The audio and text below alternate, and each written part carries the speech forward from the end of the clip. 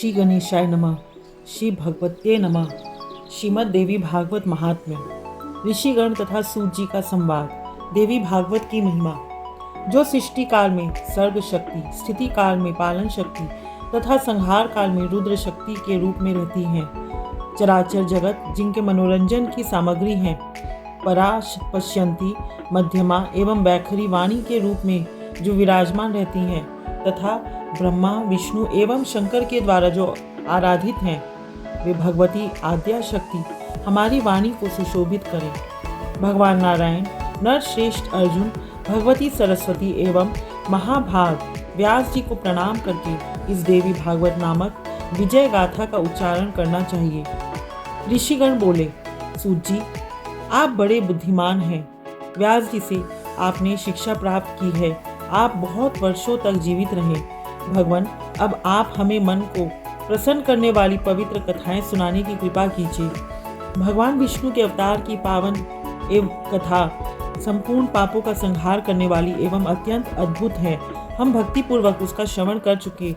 भगवान शंकर का दिव्य चरित्र, भस्म और रुद्राक्ष धारण करने की महिमा तथा इसका इतिहास भी आपके मुखारविंद से सुनने का सुअवसर हमें मिल चुका। अब हमें वह कथा सुनने की इच्छा है जो परम पवित्र हो तथा जिसके प्रभाव से मनुष्य सुगमता पूर्वक भुक्ति और मुक्ति के सम्यक अधिकारी बन जाए। महाभाग, आपसे बढ़कर संदेह निवारण करने वाले अन्य किसी को हम नहीं जानते, हम नहीं देखते। आप हमें मुख्य मुख्य कथाएं कहने की कृपा कीजिए, जिससे कलयुग मनुष्यों को भी सिद्धि मिल सके। सूत जी कहते हैं, ऋषियों, तुम बड़े भाग्यशाली हो। जगत के कल्याण होने की इच्छा से तुमने यह बहुत उत्तम बात पूछी। अतः संपूर्ण शास्त्रों का जो सार रूप है, वह प्रसंग विशद रूप से तुम्हारे सामने मैं उपस्थित करता हूँ।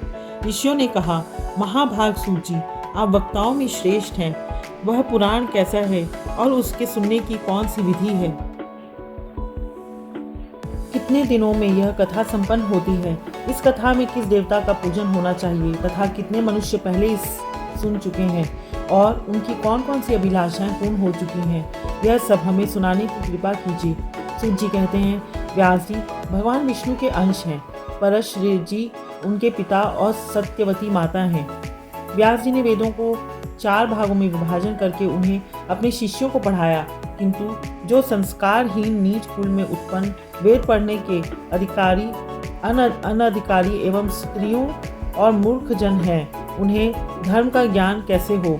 यह चिंता उनके मन में जाग उठी। तब स्वयं मन में विचार करने के उन्होंने उक्त प्राणियों के धर्म ज्ञानार्थ पुराण संहिता का संपादन किया। 18 पुराणों की रचना करके उन्होंने मुझे पढ़ाया। महाभारत की कथा भी सुनाई। उसी समय मुक्ति और मुक्ति देने वाली देवी भागवत नामक पुराण रचा। स्वयं उसके वक्ता बने और राजा जनमेजय को श्रोता होने का सुअवसर प्राप्त हुआ। पूर्व समय की बात है। जनमेजय के पिता राजा परीक्षित थे। उन्हें तक्षक सर्प ने डस लिया था। उनकी दुर्गति निवारण के लिए जनमेजय ने देवी भागवत सुना। वेद व्यास जी के मुखारविंद से 9 दिनों में इसकी श्रवण विधि संपन्न की। वे त्रिलोक जन्मी भगवती आद्या शक्ति का विधि पूर्वक पूजन करते थे। नवा यज्ञ समाप्त होने पर उसी क्षण महाराज परीक्षित को भगवती का परम धाम प्राप्त हो गया। दिव्य रूप धारण करके वे यहाँ पधार गए। पिता को परम धाम प्राप्त हो गया। यह देखकर राजा जनमेजय को अपार हर्ष हुआ। उन्होंने मुनिवर व्यास जी की भली भांति पूजा की। जो मानव भक्ति पूर्वक देवी भागवत की कथा सुनते हैं, सिद्धि सदा उनके सन्निकट खेलती रहती है। अतः उन्हें निरंतर इस पुराण का श्रवण करना चाहिए। सतयुग, त्रेता और द्वापर में अनेकों धर्म थे, किंतु कलि के लिए एक पुराण श्रवण ही धर्म रह गया है। इसके सिवा मनुष्यों का उद्धार करने वाला दूसरा कोई धर्म नहीं है। कलि के मनुष्य धर्म और आचार से हीन एवं अल्पायु होंगे। उनके कल्याण के लिए भगवान व्यास ने पुराण संज्ञक इस अमृत रस का निर्माण किया है। इस देवी भागवत के श्रवण में मास और दिवस का कोई खास नियम नहीं है। मनुष्य सदा इसका श्रवण कर सकते हैं। अश्विन, चैत्र, वैशाख और जेठ के महीने में तथा 4 नवरात्रों में सुनने से यह पुराण विशेष फल देने वाला है। नवरात्र में इसका अनुष्ठान करने पर मनुष्य सभी पुण्य कर्मों से अधिक फल पा लेते हैं। अतः इसे नवा यज्ञ कहा गया है। जो कलुषित विचार वाले, पापी, मूर्ख, मित्रद्रोही, वेद की निंदा करने वाले, हिंसा में संलग्न और नास्तिक हैं, उनका भी कली में इस नवाह यज्ञ से निस्तार हो जाता है। महान तप, व्रत, तीर्थ, दान, नियम, हवन और यज्ञ आदि करने पर भी मनुष्यों को जो फल दुर्लभ रहता है वह भी नवाह यज्ञ से सुलभ हो जाता है। अतः देवी भागवत सर्वोत्तम पुराण माना जाता है। धर्म, अर्थ, काम और मोक्ष की प्राप्ति के लिए यह सर्वोपरि साधन है। सूर्य के कन्या राशि में स्थित होने पर अश्विन मास के शुक्ल पक्ष में अष्टमी तिथि के दिन श्रीमद् देवी भागवत की पुस्तक सोने के सिंहासन पर स्थापित करके भक्तिपूर्वक योग्य ब्राह्मण को दान करनी चाहिए। ऐसा करने से वह पुरुष देवी का प्रीति भाजन होकर उनके परम पद का अधिकारी बन जाता है। जो पुरुष देवी भागवत के एक श्लोक अथवा आधे श्लोक का भी भक्ति भाव से नित्य पाठ करता है, उस पर देवी प्रसन्न हो जाती हैं। महामारी, हैजा आदि भयंकर बीमारियां तथा अनेकों उत्पात भी देवी भागवत के श्रवण मात्र से शमन हो जाते हैं। पूतना आदि बालग्रह कृत तथा भूत प्रेत जनित जो भय हैं, वे इस देवी भागवत के श्रवण से पास भी नहीं फटक सकते। भक्तिपूर्वक देवी भागवत का पाठ और श्रवण करने वाला मनुष्य धर्म, अर्थ, काम और मोक्ष के फल का अधिकारी हो जाता है। भगवान श्री कृष्ण प्रसेन को खोजने के लिए गए हैं, बहुत समय तक नहीं लौटे। तब वसुदेव जी ने यह देवी भागवत पुराण सुना। इसके प्रभाव से उन्होंने अपने प्रिय पुत्र श्री कृष्ण को शीघ्र पाकर आनंद लाभ किया था। जो पुरुष देवी भागवत की कथा भक्ति के साथ पढ़ता और सुनता है, भुक्ति और मुक्ति उसके करल तलगत हो जाती है। यह कथा अमृत स्वरूपा है।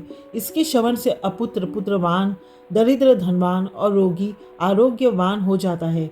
जो स्त्री वंध्या, काक वंध्या और मृत वत्सा हो, वह भी देवी भागवत की कथा सुनने से दीर्घजीवी पुत्र की जननी बन जाती है। जिसके घर में श्रीमद् देवी भागवत की पुस्तक का नित्य पूजन होता है, वह घर तीर्थ स्वरूप हो जाता है। वहाँ रहने वालों लोगों के पास पाप नहीं टिक सकते। जो अष्टमी, नवमी अथवा चतुर्दशी के दिन भक्ति के साथ यह कथा सुनता या पढ़ता है, उसे परम सिद्धि उपलब्ध हो जाती है। इसका पाठ करने वाला यदि ब्राह्मण हो तो प्रकांड विद्वान, क्षत्रिय हो तो महान शूरवीर, वैश्य हो तो प्रचुर धनाढ्य और शूद्र हो तो अपने कुल में सर्वोत्तम हो सकता है। अध्याय 1 पूरा हुआ। बोलो देवी दुर्गा माँ की जय। देवी भागवत के महात्म्य प्रसंग में जामवान के यहाँ से श्री कृष्ण के मणि प्राप्त करने तथा जामवती से विवाह करके द्वारका लौटने की कथा। ऋषियों ने पूछा, महाबुद्धिमान सूत जी, महाभाग वसुदेव ने कैसे पुत्र प्राप्त किया? भगवान श्री कृष्ण ने परिभ्रमण करके प्रसेन को कहाँ खोजा और क्यों खोजा? श्रीमद् देवी भागवत की यह कथा वसुदेव जी ने किस विधि से सुनी और इसके कौन वक्ता हुए, यह बताने की कृपा कीजिए। सूत जी बोले, भोजवंशी राजा सत्राजीत द्वारका में सुखपूर्वक रहते थे। उनके द्वारा सदा सूर्य का आराधन हुआ करता था। भगवान सूर्य ने सत्राजीत की भक्ति से परम प्रसन्न होकर उन्हें अपने लोक का दर्शन कराया। साथ ही उन्हें एक स्यमंतक नामक मणि दी। सत्राजीत उस मणि को गले में धारण कर द्वारका आए। वह मणि अत्यंत चमकीली थी। उसे देखकर पूर्ववासियों ने समझा कि सूर्य नारायण है। अतः सुधर्मा सभा में बैठे हुए भगवान श्री कृष्ण के पास जाकर वे उनसे कहने लगे, जगत प्रभु, ये सूर्य नारायण आ रहे हैं। उनकी बात सुनकर भगवान श्री कृष्ण के मुख पर प्रसन्न मुस्कान छा गई। वे बोले, अरे बालकों, ये सूर्य नहीं है, ये तो स्यमंतक मणि धारण कर सत्राजीत आ रहे हैं। मणि के कारण इनकी ज्योति फैल रही है। सूर्य ने इन्हें यह मणि दी है। तदनंतर सत्राजीत ने ब्राह्मणों को बुलाकर उनसे स्वस्ति वाचन कराया, मणि की पूजा की और उस मणि को अपने भवन में स्थापित कर दिया। प्रतिदिन 8 भार स्वर्ण देने वाली यह मणि जहाँ रहती थी, वहाँ महामारी, दुर्भिक्ष एवं अन्य उत्पात संबंधी भय कभी नहीं ठहर सकते।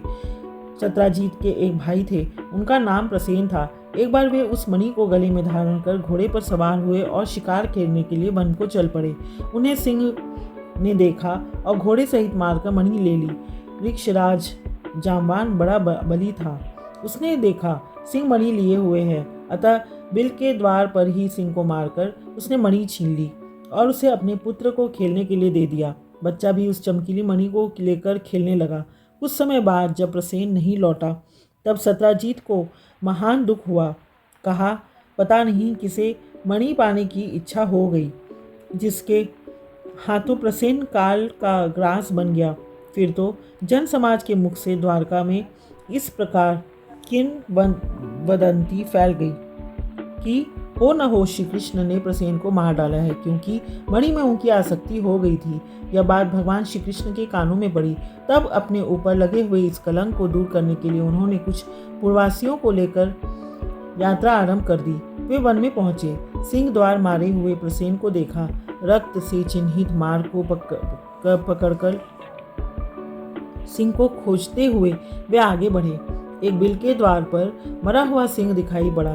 तब कृपा परवश हो वे पूर्ववासियों से कहने लगे, तुम लोग मेरे लौटने तक यहीं रहना। मणि लेने वाले का पता लगाने के लिए मैं इस बिल के अंदर जा रहा हूँ। बहुत अच्छा कहकर पूर्ववासी वहीं ठहर गए। भगवान श्री कृष्ण बिल के भीतर वहां आए जहाँ जाम्बान का स्थान देखा ऋक्षराज का बालक मणि हाथ में लिए हुए था। उन्होंने मणि छीनने की चेष्टा की। इतने में धाय ने भयंकर शब्दों में गरजना आरंभ कर दिया। धाय की चिल्लाहट सुनकर वहां तुरंत जाम्बान आ गए। उसका भगवान श्री कृष्ण के साथ युद्ध आरंभ हो गया। रात दिन लगातार लड़ाई होती रही। दोनों में 27 दिनों तक घोर संग्राम चलता रहा। उधर द्वारकावासी भगवान श्री कृष्ण की प्रतीक्षा में बिल के द्वार पर रुके हुए थे। 12 दिनों तक उन्होंने प्रतीक्षा की। तत्पश्चात डरकर वे अपने अपने घर लौट आए।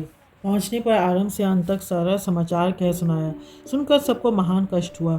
अब वे सत्राजीत की निंदा करने लगे। अपने पुत्र की यह कष्ट कहानी महाभाग वसुदेव के कानों में भी पड़ी। परिवार सहित वे शोक सागर में डूबने उतारने लगे। अब मेरा कल्याण कैसे होगा, इस प्रकार की अनेकों चिंताएं उनके मन में उठने लगी। इतने में देवर्षि नारद जी ब्रह्मलोक से वहां पधारे। वसुदेव जी उठकर खड़े हो गए, मुनि को प्रणाम किया, उनकी यथोचित पूजा की। नारद जी ने बुद्धिमान वसुदेव जी से कुशल समाचार पूछा। फिर कहा, आप चिंतित क्यों हैं, इसका कारण बतलाइए।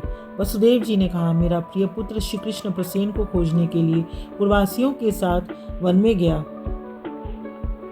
मरे हुए प्रसेन पर को मारने वाला सिंह भी मरा पड़ा है। मरे हुए प्रसेन पर उसकी दृष्टि पड़ी। बिल के द्वार पर देखा कि प्रसेन को मारने वाला सिंह भी मरा पड़ा है। तब पूर्ववासियों को द्वार पर ही ठहराकर वह स्वयं अंदर घुस गया। मुने बहुत दिन व्यतीत हो गए, अब तक मेरा वह प्राण प्रिय पुत्र नहीं लौटा। इसी से मैं चिंतित हूँ। कोई ऐसा उपाय बताने की कृपा कीजिए जिससे मेरा लड़का शीघ्र वापस आ जाए। नारद जी बोले, यदुश्रेष्ठ, तुम पुत्र प्राप्ति के लिए अंबिका देवी की आराधना करो। उनकी आराधना से ही तुम्हारा शीघ्र कल्याण होगा। वसुदेव जी पूछे, हे देवर्षे, वे अंबिका देवी कौन है, उनकी क्या महिमा है और कैसे उनका पूजन हो? भगवान, यह बताने की कृपा कीजिए। नारद जी बोले, महाभाग वसुदेव, अंबिका देवी के संपूर्ण महात्म्य को विशद रूप से कौन कह सकता है। मैं संक्षेप से कुछ कहता हूँ, सुनो। भगवती अंबिका नित्य स्वरूपिणी है, सच्चित और आनंदमय उनका श्री विग्रह है। वे सर्वोपरि हैं। यह चराचर जगत उनसे ओतप्रोत है। उन्हीं की आराधना के प्रभाव से ब्रह्मा जी इस चराचर जगत की रचना करते हैं। मधु और कैटब से भयभीत होने पर पितामह ने देवी की स्तुति की और वे उस भय से मुक्त हुए। उन्हीं की कृपा से भगवान विष्णु इस जगत का संरक्षण करते हैं। भगवान रुद्र पर उनकी कृपा दृष्टि पड़ी, तभी संसार के संहार में वे सफल हो सके। वे ही संसार बंधन में हेतु हैं। मुक्त कर देने भी उन्हीं का काम है। वे देवी परमा विद्या स्वरूपिणी हैं। संपूर्ण शक्तिशालियों पर भी उनका शासन रहता है। तुम नवरात्र विधि से उन भागवती जगदम्बिका का पूजन करके 9 दिनों में श्रीमद देवी भागवत पुराण सुनो। उस पुराण की श्रवण करने से शीघ्र ही तुम्हारा पुत्र लौट आएगा। इस पुराण के पढ़ने और सुनने वाले से भुक्ति मुक्ति दूर नहीं रहती। इस प्रकार मुनिवर नारद जी के कहने पर वसुदेव जी ने उनके चरणों में मस्तक झुकाया और अपार प्रसन्नता प्रकट करते हुए वे कहने लगे। वसुदेव जी बोले, भगवान, आपके कहने पर भगवती जगदम्बिका के कृपा प्रसाद से सिद्ध होने वाला अपना पूर्व प्रसंग मुझे याद आ गया। उसे मैं कहता हूँ, सुनिए। पहले की बात है, आकाशवाणी से यह जानकर कि देवकी के 8वें गर्भ से कंस का निधन हो गया। पापी कंस ने भय के कारण मुझे सभा में ही घेर लिया।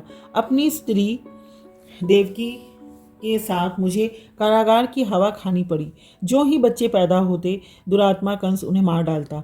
कंस के हाथों मेरे 6 बालक की मृत्यु हो जाने पर देवकी के अंतःकरण में शोक का सागर उमड़ पड़ा। अब वह कल्याणी रात दिन चिंता करने लगी।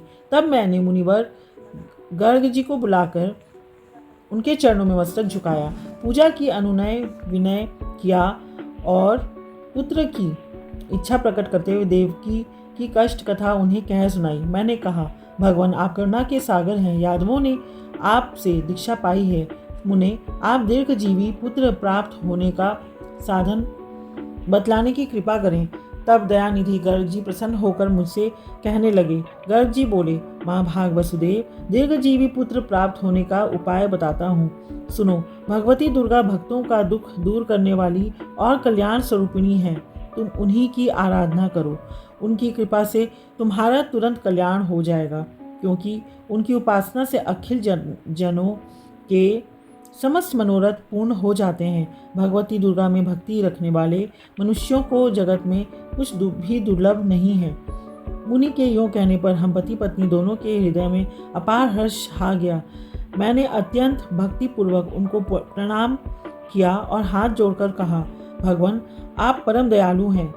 यदि मुझ पर आपकी कृपा हो तो मथुरापुरी में रहकर ही आप मेरे लिए भगवती जगदम्बिका की आराधना आरंभ कर दीजिए। महामते, मैं कंस के यहाँ बंदी बना हूँ। इस समय मुझसे कुछ भी होने की संभावना नहीं दिखती, अतः आप ही इस दुख रूपी दुस्तर सागर से उद्धार करने की कृपा कीजिए। इस प्रकार मेरे कहने पर मुनिवर गर्ग जी प्रसन्न होकर बोले, वसुदेव, तुम मेरे अति प्रेम पात्र हो, अतएव तुम्हारे कल्याणार्थ मैं अवश्य यत्न करूँगा। मेरे प्रेम पूर्वक प्रार्थना करने पर मुनिवर गर्ग जी भगवती जगदम्बिका की आराधना करने के लिए कुछ ब्राह्मणों को साथ लेकर विंध्य पर्वत पर चले गए। वहां पहुंचकर वे भक्तों के मनोरथ पूर्ण करने वाली जगन्माता के जप और पाठ में संलग्न होकर उनकी आराधना करने लगे। अनुष्ठान समाप्त होने पर आकाशवाणी हुई, मुने, मैं प्रसन्न हूँ।